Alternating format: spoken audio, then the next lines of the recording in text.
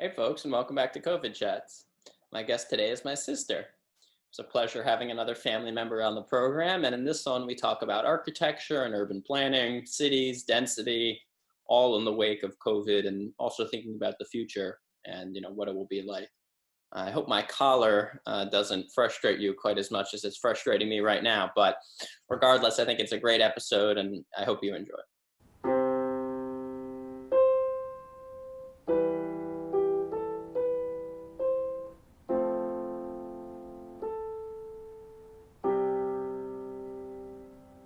Hello, Miriam, and welcome to episode 33 of COVID Chats.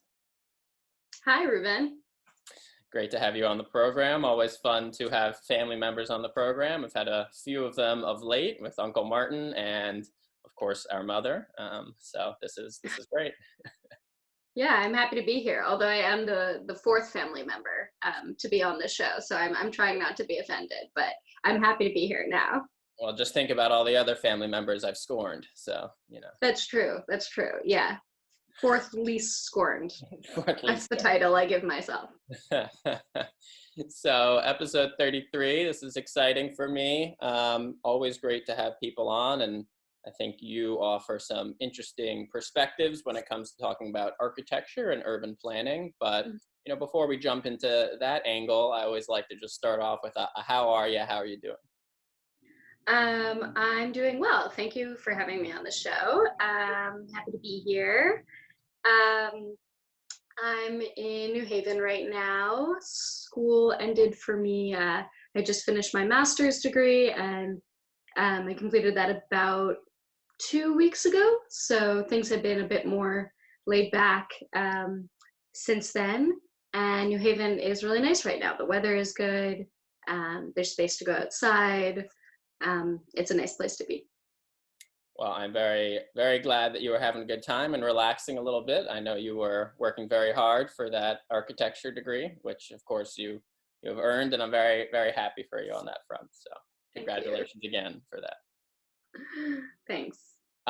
So yeah, obviously, COVID has shifted how I'm sure you're thinking about architecture and urban planning a bit, and maybe how, existing firms are thinking about it and cities are thinking about it. So, starting off, what maybe has COVID taught us about how we need to plan and build and design differently in the future? What problems has it brought to the forefront?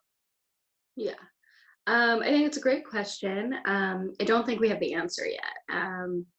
Architecture and urban planning, to some extent, are both fields that I think need to respond to immediacy, but also function sort of slowly, because the design and building process takes a lot of time.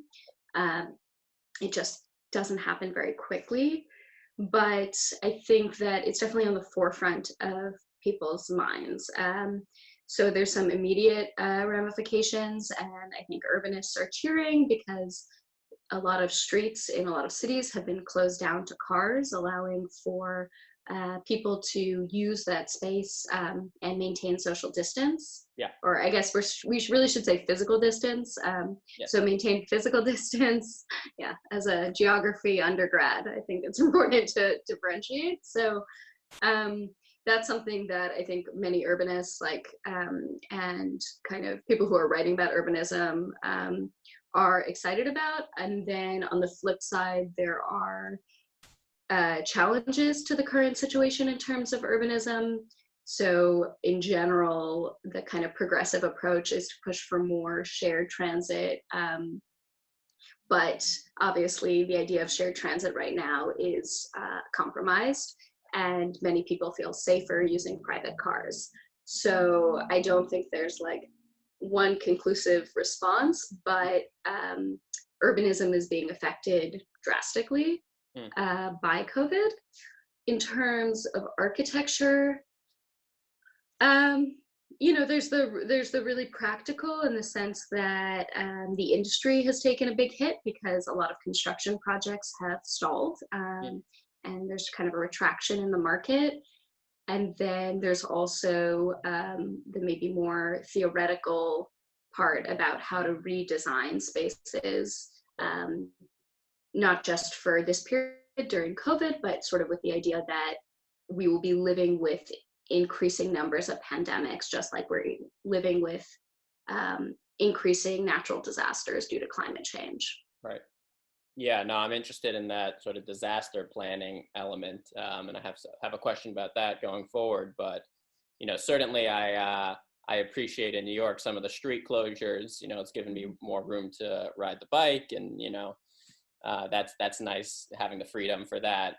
Then of course on the flip side, there's been New Yorkers complaining now about crosstown traffic, and it's more difficult to get around in their private cars. So there's always room for complaining, especially here in New York. But certainly I do less. yeah. Although I do I like having the room on my bike as someone who doesn't drive or have a car in the city. So, and if this pushes less people to have cars in the city, that's probably a good thing in terms of space and the environment. So maybe that could be a good thing. Yeah. So something someone mentioned actually in your congratulatory Zoom call was about the issue of density impacting planning in cities of the future. How do you see that? I mean, New York is, of course, such a dense place to live, such a dense place to be. Is density on its way out? That's a good question. I actually, one of my classes this past semester touched on sort of New York as the city of the 20th century. And I was looking at issues of kind of sanitation and water recreation, and specifically tracking the history of Riverbank State Park. But the goal was to kind of integrate urban theories that we had discussed throughout the course, and I was specifically looking at it in terms of density, because a lot of the major sanitation pushes, as well as like the push for greater recreation space, was a response to increasing density in cities in the beginning of the 20th century, sort of spurred by industrialization in the mid 19th century, and the concerns around hygiene, especially in lower income neighborhoods. So what? Some of that like tenement housing I know raised a lot of concerns for people in terms of sanitation and density and that. Exactly. Yeah, there's a famous book by Jacob Riis, who has a beach named after him in New York City, that sort of exposed the living conditions of a lot of lower income people in New York, particularly in tenement housing, and that spurred a lot of like hygiene reforms, essentially. And it was a direct result of density, because disease spreads more quickly. People have a harder time accessing natural light. They don't have space for recreation, things like that. I think I'm really concerned about it, because many urban theorists, and urban theorists aside, many people, what they enjoy about New York and about cities is the density, is the kind of spontaneous interactions that happen because you've got a lot of people from lots of different backgrounds interacting in this space, which is juxtaposed to a suburban lifestyle where your kind of private sphere really extends very far. Your private home, your private yard, your private car, you could go very far and not interact with other people. So that density and that kind of shared living is one of the things that makes New York great. Absolutely. I don't really have an answer for it. I worry a lot about not being able to return to a situation of density. Right. And the concern with being in environments that are dense. So yeah, I think it's inherent to what New York is, and I think that a lot of people right now, a lot of New Yorkers, whether they're in New York City or not, are really questioning when the city will go back to that kind of level of density, and when it will be safe to do so, when people will feel comfortable in those spaces again. You can't really imagine the subway without imagining that you're right next to someone, and you're sort of reading over their shoulder and they cough and you gotta like kind of turn around, and you know, they pushed you because they wanted to get out at that stop, but they didn't think about it in advance. Like, that's just the quality of being on the subway. I can't imagine it where there's a 6-foot bubble around each person. Yeah, not really possible. I kind of wonder what the subways are like now, you know, with so few people on them and basically just being used by essential workers or healthcare workers and things like that. But be interesting to see. So you mentioned, you know, you worked on water, when it was not water spaces, but the pools and such. Riverbank State Park has a famous pool. You know, our mother does laps there in the morning sometimes. So de Blasio said that all the New York pools are going to be closed for the summer because of issues of, you know, people being close to each other in the pool and whatnot and transmission. Should we be thinking about maybe access to, you know, the Hudson or the East River, like Cosmo Kramer from Seinfeld, you know, doing laps in the East River? Or is it because of the, you know, the cleanliness of the water? Is that also an issue? So I don't know that Seinfeld episode, but it sounds like something I should watch. Yep. I might have missed it in the like 9 seasons of the show. Yeah, I mean, that's interesting. So one of the this kind of history of Riverbank is also the history of cleaning up New York City waterways. I mean, throughout the 20th century, really until the 1970s with the Clean Water Act, the Hudson and the East River were heavily polluted because sewage wasn't processed well, let's say that. So I'm not sure. I mean, I think I understand why the pools need to be closed. It's too bad because that's one of the kind of great resources that are available to people in New York. Those I think you can get a access like to all New York City public pools for about $25 a month normally. So it's pretty affordable.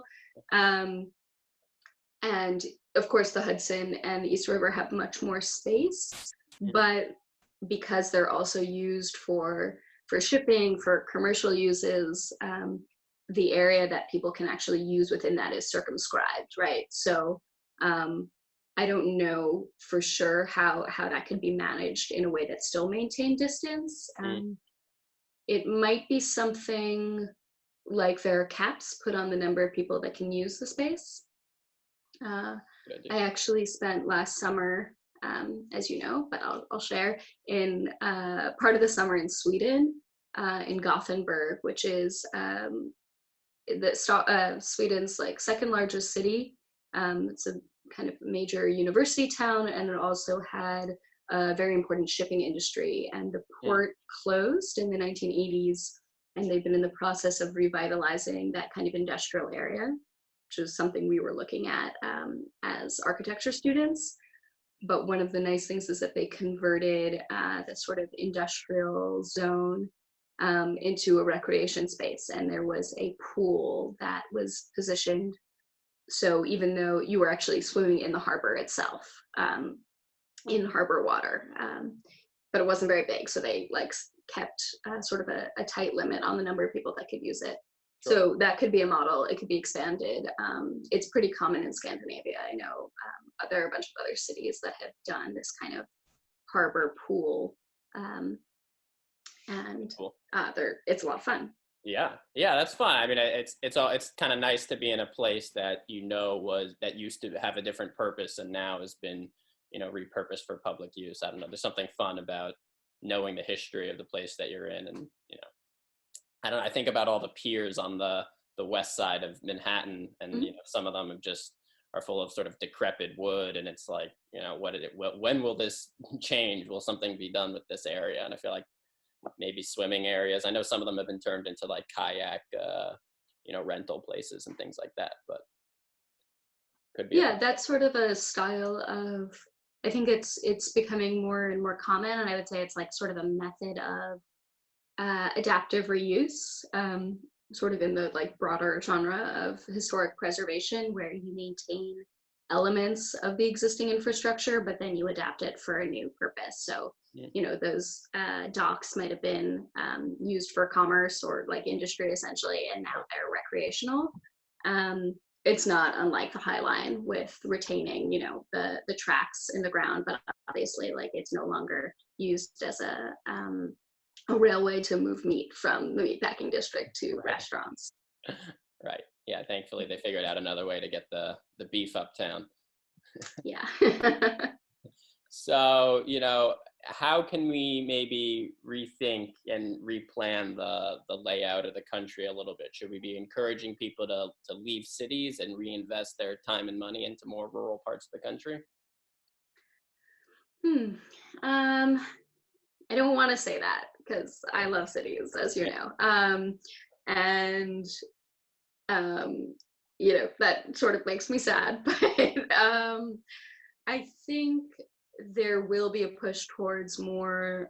Maybe this came up in the congratulatory Zoom, or maybe it's just been sort of like a discussion I'm having with friends. But there's a bit of a pendulum, and this is sort of the benefits of history. Not to quote our mother too much, but benefits of history is being able to see sort of how trends change over time and how often we kind of swing from one trend to the other, and sometimes over the course of an entire century. So yeah, again, I feel like I'm really like harkening back to the beginning of the 20th century, but there were large movements at that time for people to live in these kind of like new towns that were um, intended to provide a balance of green space and urban space. Ebenezer Howard, who was a British, was sort of like he did a lot of different things, but he wrote an important book about the cities of tomorrow, and they supported this idea of a balance between town and country. Town being a city and country being, you know, rural areas, and essentially it was based on a lot of the logic was in some ways based on hygiene and access to green space and more breathing room. So I think we're going to see a shift towards that again. In the past 5 years, I've been happy to see the like kind of increasing public interest in urban space. When I first told people I was studying urban systems in undergrad, a lot of my friends, you know, later confided to me that they didn't think it was a real program. I had made it up. And I was like, no, this is a real thing. I don't think that was the case a year ago. I mean, there are so many kind of general audience articles are about urban living. Young people want to live in urban space. They don't have the same kind of resources or sort of family lifestyles that are accommodated in suburban life. And so urban spaces are better for them. I think we're going to see a shift towards more kind of semi-urban areas. Yeah, myself included, unfortunately. Unfortunate to a degree, but I think some of the big push to live in cities and this trend of people moving to cities has sort of sucked the economy a little bit out of sort of small towns and more rural areas. So I think that could be a positive. And something you mentioned, of course, New Haven is a city, but significantly smaller than New York. But I know that you're sort of grateful to be there in light of this COVID outbreak and having the space to walk around and not having to worry as much about social distancing as you would if you were in the city, like me. So, I mean, I don't know. I think despite, your love for cities and my love for cities, I've definitely been thinking about rural environments and, of course, the love of the Adirondacks and just being outside and having a little space kind of strikes me as a good thing these days. Yeah, I think it actually might bring more focus to kind of the idea of a regional city, which the US, I think in the US, like we don't support kind of regional culture as well as other countries. And I think that is going to be maybe the attention of development and also like interest in terms of where people want to live. So living in the countryside can be great. But I think that's kind of another extreme. And it comes with its own challenges in terms of pandemics because you're further from medical facilities, you're more isolated socially, which can have huge kind of physical ramifications as well as kind of mental health ramifications. But I think smaller, more regional centers are going to be the focus. And it's true. I mean, I've been really fortunate to be in New Haven. It's really easy to be outside and do so in a safe way. And yeah, I like it. It's been a great benefit in the past couple of months. Yeah, no, I think regional cities, that definitely could be the future. You know, the hybrid small town, big city feel. It would have sort of the best of both worlds. You'd have space, but you'd also have, you know, some people bumping into each other. You'd still see someone at the coffee shop you don't know. You're not just running into the same five people from the local tavern. So that could be good. Yeah, I think we'll swing back towards that. Thinking about technology in the future, do you think smart cities are the way to go with, you know, infrared cameras measuring people's body temperature and drones making sure people are distanced when they can be? What are your thoughts on smart cities? I have a lot of thoughts on smart cities. um, this might be a controversial take, but I was very happy to see the Sidewalk Labs proposal being canceled. This is a large-scale proposal for Toronto's waterfront that has kind of the smart city technology, a lot of tracking of people's movement. The projected goals were for mitigating climate change, but I think that we have to be really careful with data. There was a great article by Harari in The Guardian about sort of I guess the summary is that he suggested essentially that in times of kind of national or international global emergencies, there's often sort of like controversial technology gets pushed through more quickly because it's deemed as necessary, and the primary goal is to maintain people's safety and well-being. And he was comparing this with different kinds of technology that was pushed through during World War II. And so there is obviously like a prevalence of kind of tracking, particularly in countries that seem to have been able to handle the coronavirus outbreak better than the US. Right. But the challenge that he describes, and I think is really right, is that once the technology becomes ubiquitous or once it's used, it's much harder to roll it back. Right. So in terms of smart cities, I mean, there was a push towards smart cities way before this. There are a couple of examples. There's a smart city in South Korea that's gotten a lot of press. There are sort of more pilot projects like the project in Toronto that were not supposed to be were sort of districts rather than like a full city. Right, bit by bit. Yeah. I actually had kind of an interesting talk with some friends of mine at the law school that was hosted by this kind of urbanism group that I was part of about smart city design. I think that we live in a world where there's a lot of data, and that data exists, and it's often used in ways that we're not even aware of.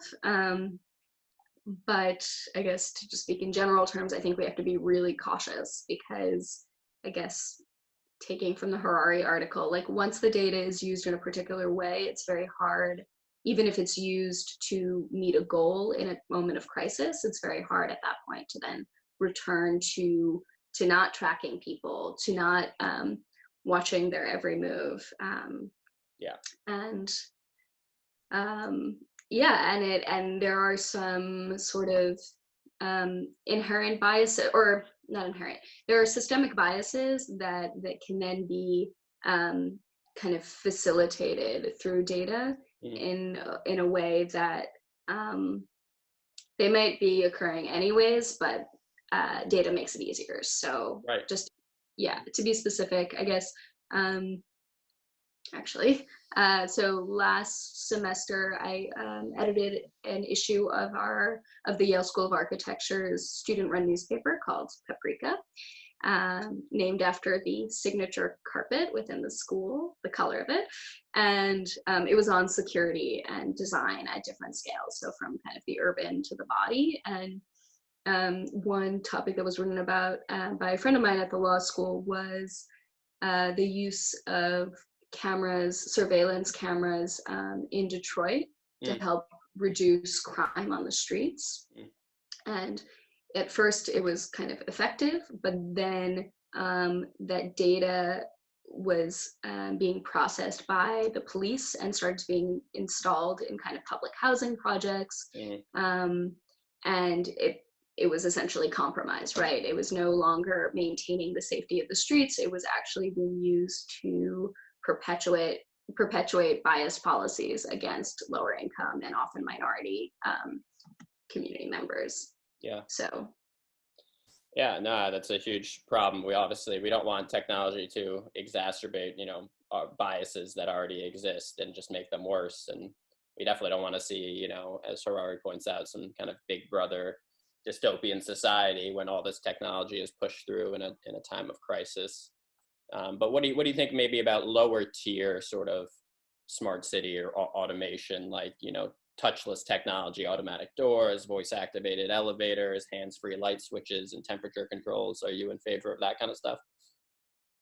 I think actually the area where automation is interesting. So automation, I think smart cities, obviously there's overlap, but they're not necessarily the same thing. One thing that's interesting and has come up quite a bit, I've also took a couple of classes at school about sort of generally the business and the process of architecture, I guess, and particularly looking at the construction industry. The construction industry is sort of has a notoriously high rate of waste, essentially, within the system. Mm, And automation is now being proposed in part to reduce the level of waste. So um, we have a lot of the technology and even the tools that I use um, very quickly can become like more advanced tools that are able to, for example, simulate exactly how a building is going to be built, like which piece comes next and when trades need to get in to do different kinds of work, and all of that with the goal of reducing the amount of waste in the process. To take like a really specific example, if you are building a wall and you need a piece of wood for the stud, and you initially thought the wall was going to be at a certain height, but then there's a change that's made at a different part of the house and the wall has to increase in size, that piece that you initially ordered for the stud wall then needs to be replaced. And it might be able to be reused in a different part of the house, maybe not. And so you have that kind of like accumulation of waste in the process.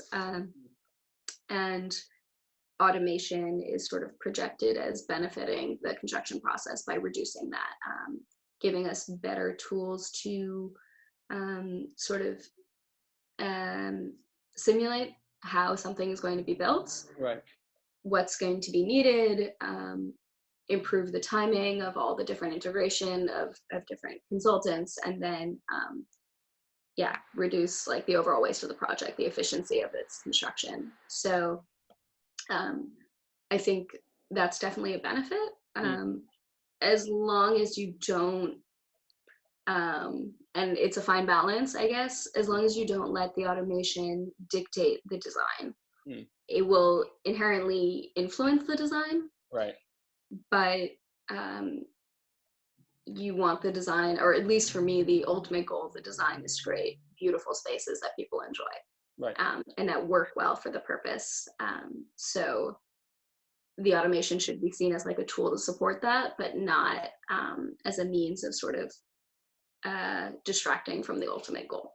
Right. Yeah, that's definitely that. I could see that being a slippery slope with automation. We want to reduce waste and we want to use it to, help us, oh, this wall will need to be a little taller, so hold off on ordering that stud until we have a little more figured out. But then suddenly the house is just being designed by this algorithm and we're all out of a job not all of us. Yeah, I don't want to make myself obsolete. I just finished school. Right. It's a little too soon. Absolutely, I agree.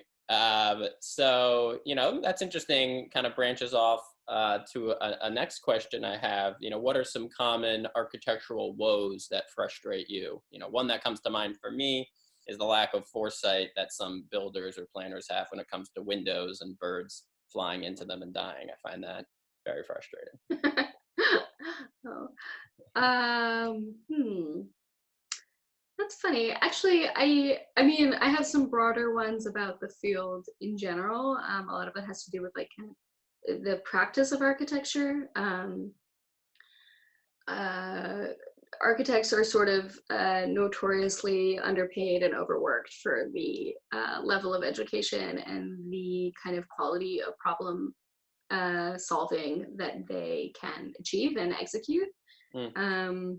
We're pretty heavily trained, and if the last 3 years has been anything, it's been a lot of work, and I've been surrounded by incredibly talented people. So people that I'm really confident will go out and yeah, improve the built environment at different scales. So I think, and that goes to kind of a systemic problem with the way the architectural industry is set up. Fees tend to be pretty low. Again, this issue of kind of construction waste comes into play, where a lot of work is done and then has to be redone as different issues arise on the construction site. The drawings aren't translated properly. The materials that you that you suggested for the building design aren't available, so new materials need to be used, and those require different drawings or different kinds of connections.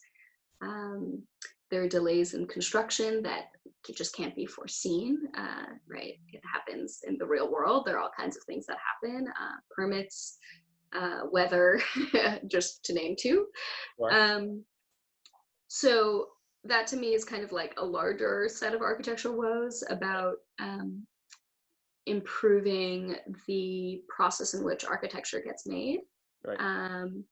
Increasing architects' sort of ability to oversee the process, and really I think like the connection between the act of drawing and designing and the act of building, which is not that straightforward, because essentially what happens is architects hand a contractor, construction manager, a set of drawings and says, like, this is our intent, this is how we'd like it to be built, and then it needs to be translated.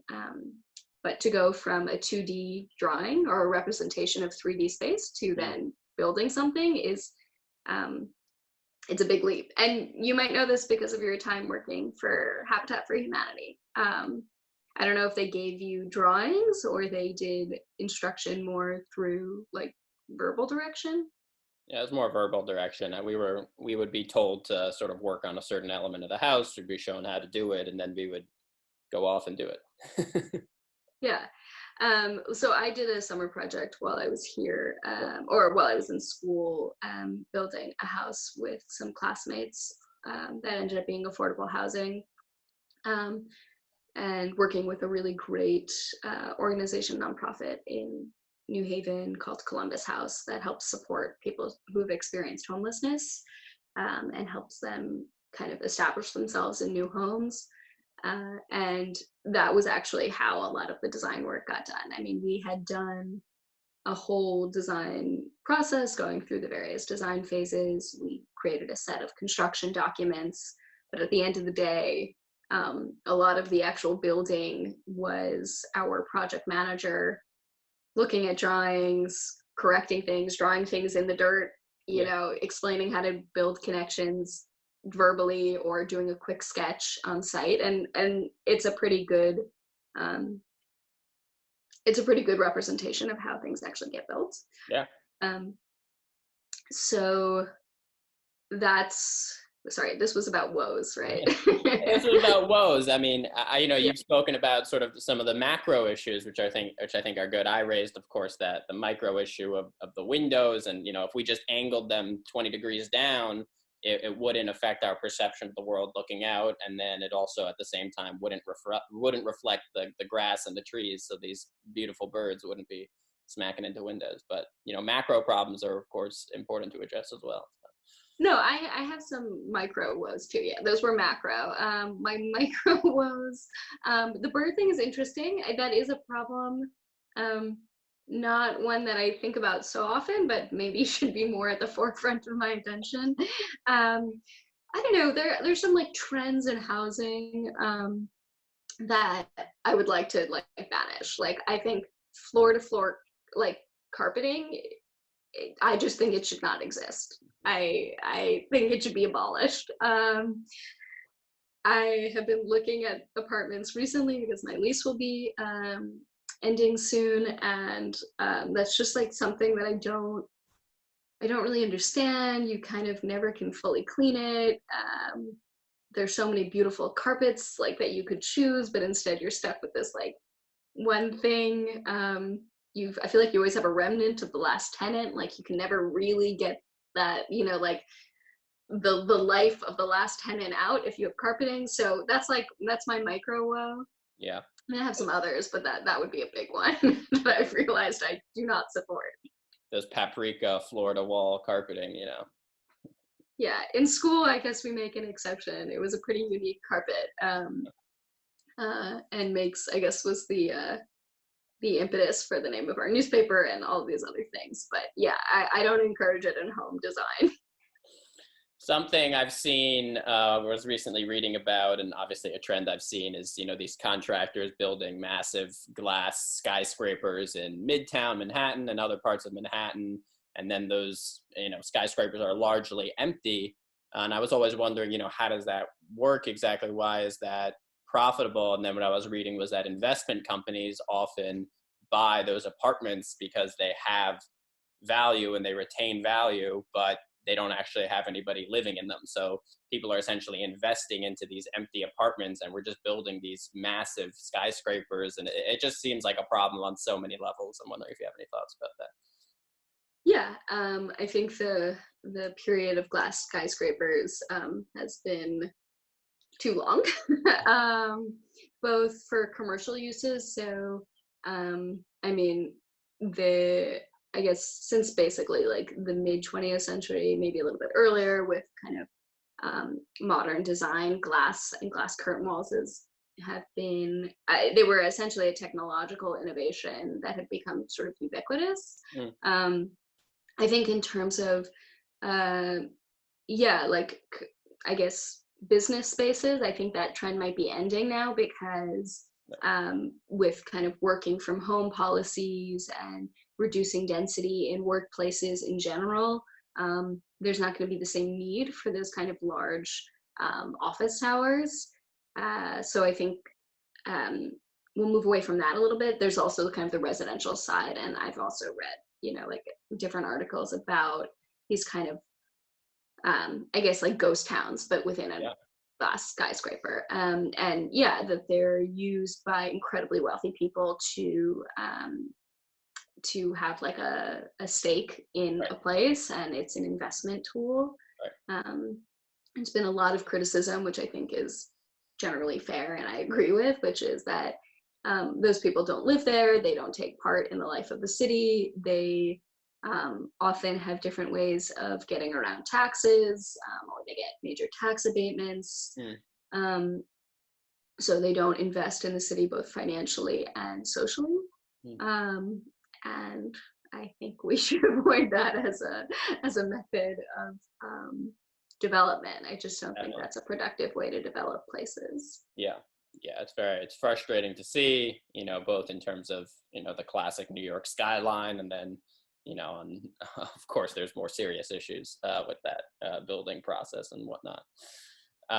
You know, what's something, not just on the city level, but what's something you'd like to see this country build? You know, for me, it would be a high-speed rail system that properly connects the country and reduces our need to fly as much. But is there any ideas you have for a country building project?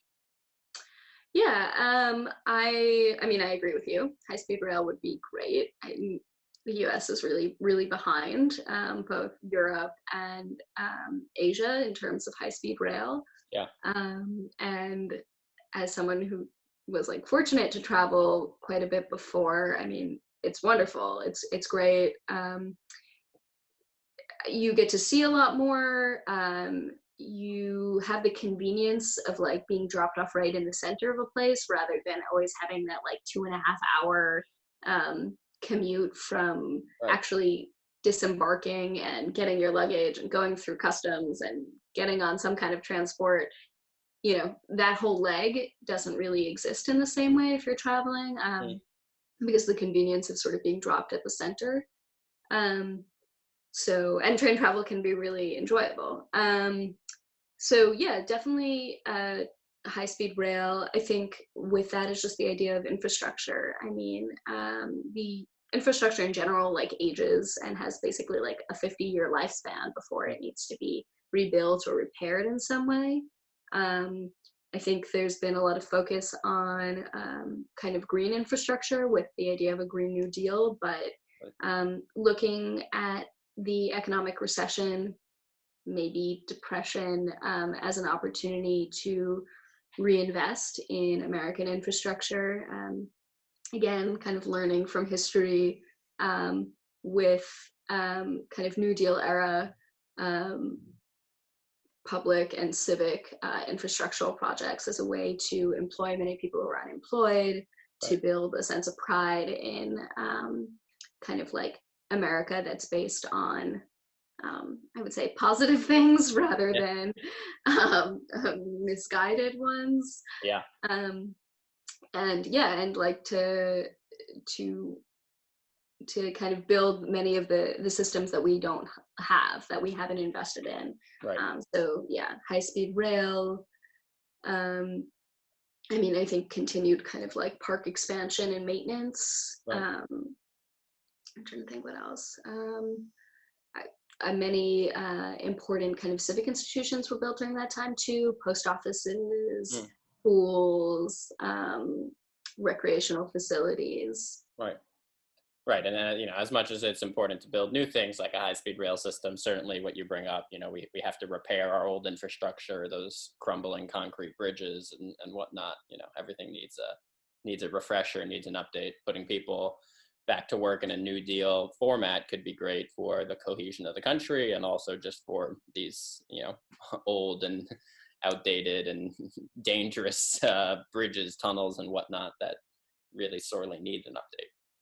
Yeah, and I think there's an opportunity to address climate change now and thinking about alternative sources of energy, whether it's kind of solar farms, or yeah, I mean that was the first thing I know. There has been some work done on kind of windmill farms Mm. and sort of like large scale wind infrastructure, Mm. but yeah, thinking about employing people and building the country through the construction of alternative energy sources. So something you raised earlier was, sometimes it's difficult, the connection between the construction agency and the contractors and the architects, and, things take longer than you expect, or there's miscommunication or whatnot. It's kind of a piecemeal project. Are there any ideas you have, or are there any companies on the market of like a new architecture startup that sort of has all of those aspects, streamlines the process, can do all those different elements, has trusted partners? I feel like there's a big, I'm in on the startup world. I think there's a lot of promise there. What are your thoughts? Are you going to start a company? Yeah, well, maybe. We'll see. Not just yet. I did take a class this past semester called uh, New Values in Design Practice, and the end project was essentially to pitch a startup to kind of a board of people Mm. based on proposing a new value in architecture. Mm. And what my friends and I were thinking about was essentially a subscription model for making small to larger scale changes in someone's home. Mm. Um, and so not unlike, I guess the metaphor we were thinking about was kind of your primary care physician. Mm. And the way that we pay for healthcare, which was often through kind of um, a monthly deductible of some kind, with the idea that if you're fortunate to have healthcare, that you can go and get treated or get the test that you need whenever you need it. And so thinking about maintaining the space that you live in with the same kind of level of care, paying a monthly amount, and then being able to tap into essentially increasing levels of changes within your apartment. So maybe we would start with redesigning your workspace, because a lot of people are working from home now, but didn't have necessarily a workspace. So it's kind of quickly put together because out of necessity. That was the case in my apartment. My living room very quickly converted into dual workspace for me and my roommate. To more extensive changes like kitchen renovation, with the idea also that, like a primary care physician, the model would benefit from someone's like changing lifestyle. So first it might be a workspace redesign, then it might be an additional like more closet space. If you move in with a significant other, then it might be the conversion of a roommate's bedroom into a nursery if you have a child. So the idea that this would sort of be paired with people's kind of changing lifestyles over time. So yeah, it was just started as a kind of a school project, but my partners and I have thought about developing it further. So we'll see what happens. Yeah, that's cool. I think there could be room for a subscription model. It's certainly a popular model that, a lot of companies are using today, whether it be, shipping food to your house on a subscription model, or of course, Netflix, get the TV movies you want to watch, subscription. So, if there's any other further things you want to raise, feel free. But if not, I have a final question that I'd like to round out my interviews with, which is just, what are a few things you can't wait to do again? Post COVID? Yeah. Or post-vaccine, should I say, I guess. Yeah, I think we should say post-vaccine, probably. I think the thing that I'm missing the most right now, well, I'll do one thing that's like, I'll do two. I'm really missing dance classes. I'm really missing mainly ballet of late. I mean, it's something that but it's something I've done my whole life. It's something that I've been able to bring with me no matter where I am. It's always been a great opportunity to sort of get a sense of the local place by taking a class. Whether when I was in France, when I was in Israel, when I was in Canada, even places that I've traveled to for shorter periods of time, not necessarily lived. If I'm there for a week or two, it's something that I would likely do. It just brings together community people that are often local, of different generations, of often different backgrounds. So I really miss going to dance classes, and I would really be eager to be able to do that again. But again, it's an issue of density and proximity. I always talk about the classes I used to take in New York at Joffrey Ballet that were taught by like the ultimate New Yorker, and they were basically as crowded as a subway car at rush hour. I mean, there's no distance whatsoever. Just fine then, but not so fine now. So that's a thing that I'm really eager to do. And then, yeah, the sillier thing, which I guess I just mentioned, but I mean, I love the subway. So I'm really excited to be able to take the subway again. I always feel like especially when I'm not living in New York and I come back to New York, like I'm so eager to get on the subway, despite the smells and the occasional rodent and occasional. the entertainment that's like no longer entertaining really invades your personal space. I think it's kind of the ultimate democratic space, and I'm hoping that I will be able to be taking the subway again sometime soon. Yeah, I hope so too. Some of those entertainers, they combine the dance class with the subway, and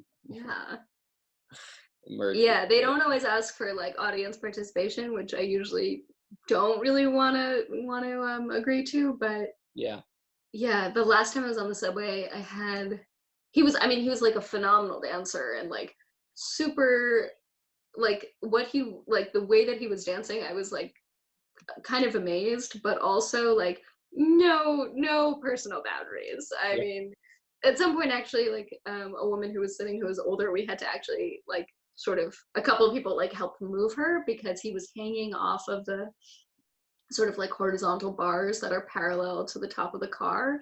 Mm. And like he had amazing control over his body, but he was about 2 inches from her lap. And I was just like, I didn't think he was going to fall, but I was worried she was going to move something Right. and, you know, hurt herself or, yeah. So Yeah. we had to like extract her from underneath his hanging body, which was, it was weird. Yeah. Let's just say that. Sounds very weird, but also a beautiful New York moment, right? Beautiful. Something to say. Yeah. Well, Miriam, thank you very much for being on COVID Chats. I appreciate your insights, and I thought it was a great conversation.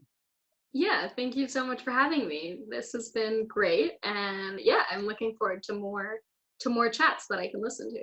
Yes, absolutely. More chats to come, more chats between us. Not all will be recorded, of course, but Probably good. this one for the, yeah, definitely good thing.